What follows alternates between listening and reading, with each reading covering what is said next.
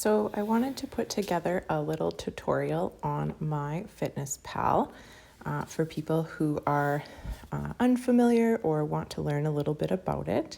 So this is my home page here, and I just use the free version. You don't have to pay for premium. Under my profile, just a log of things that have happened, if I've logged in or not.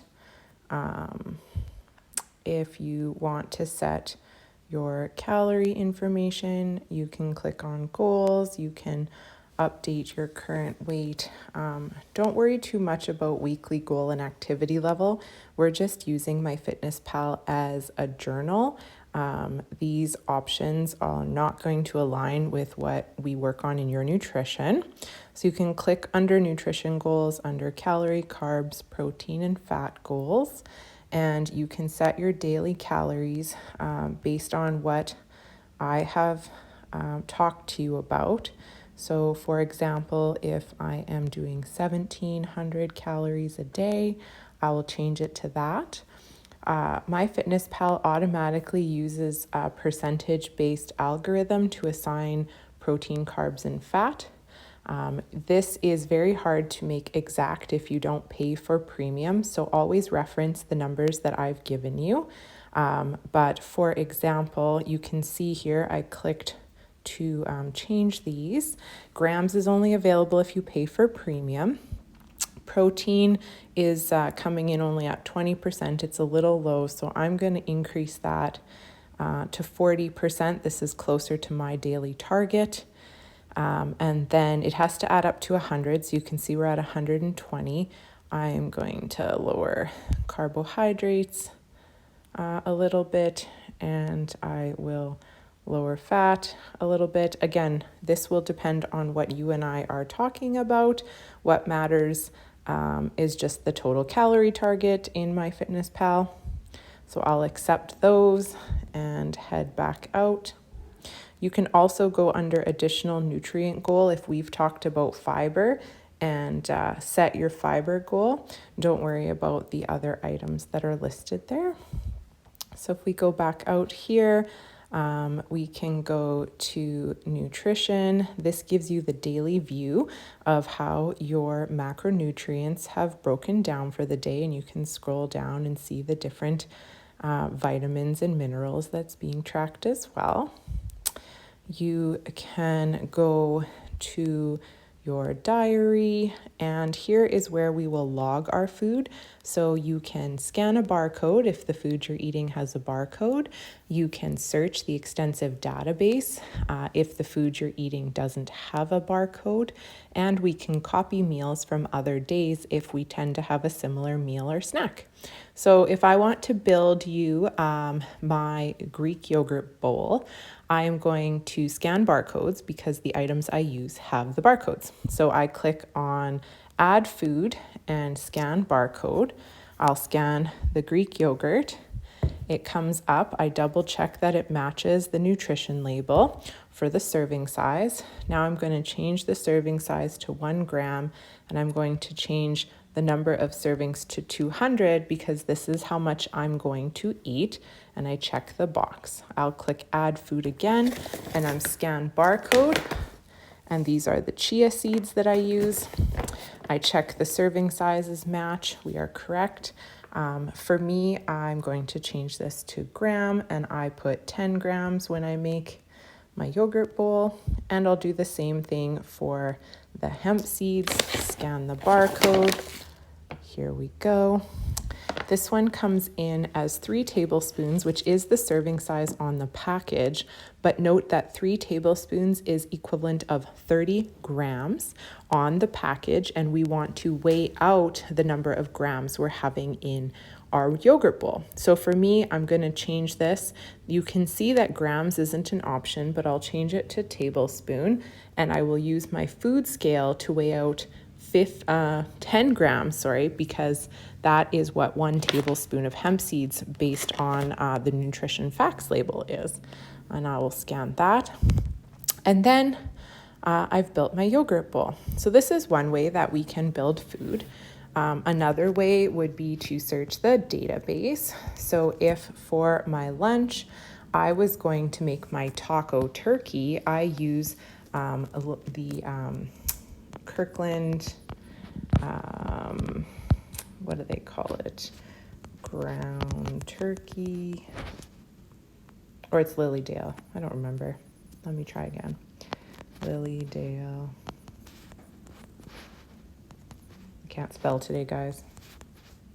Oh, there it is. I've used it before. So if I go to the ground turkey, the Lilydale ground turkey doesn't have a barcode on it. I buy it in a 4-pack, but a serving of ground turkey on the nutrition facts was 100 grams.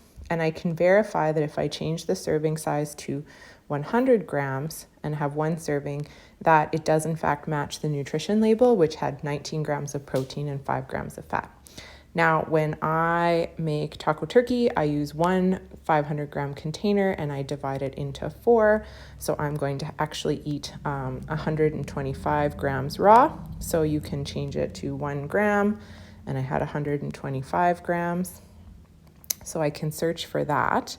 And depending on how you are choosing to track, I'm going to have that with rice. Now, you can either bulk prepare rice by weighing it dry, cooking it, and then portioning it. Or if you always cook your rice the same way, we can add a cooked rice that has a serving in grams, and just always use this one when we prepare rice. So for example, I'm going to search for rice. So you can see that the traditional basmati rice came up first from Kirkland. That's because I use it often, and that's the 45 grams dry serving. But if you use cooked rice, here we have white rice cooked, 1 cup as 158 grams. So you can see that there's lots of different options there. So I'll keep it as 158 grams. You can either weigh that serving or do the math. Like if you wanted 1.5 times that amount, you would just change this to 1.5. Do 158 grams times 1.5 to find out how much cooked white rice to weigh on your plate. And then with taco turkey, obviously I need my taco seasoning. And for that, I will scan my barcode. And I use 1 tablespoon per serving. I weigh this out in advance when I cook it, but 1 tablespoon on the NutriFacts label is equal to 7.6 grams. So this is another way to build your meal. And finally, you might have takeout food sometimes. So say, for example, you are going to Tim Hortons and you are going to have a honey, what do they call them? Honey dip donut? Honey glazed donut. All right. Wherever possible, we want to use verified results. So I'm going to check box the little green only. And here's a bunch of different options that come up for Tim Hortons. You can see that some of them are US and some of them don't say. So another tip is you can change this, add the word Canada at the end and search just verified items. It's about being consistent, not so much accurate. I had searched honey glaze. I guess they call it a honey dip. That's probably better. But what you want to do is, where possible, avoid choosing one donut. Try to pick something that has the weight, or check the website. Tim Hortons Nutrition Facts lists how much a donut weighs, even if MyFitnessPal doesn't, and then you can adjust the serving size properly. So say I picked this honey dip donut and it actually was like, I ate 1.5. I checked the website, can do this. Same goes with large food chains. So if you were having Pizza Hut for dinner, and maybe you're having pepperoni, I can't spell, pizza, and look for verified items.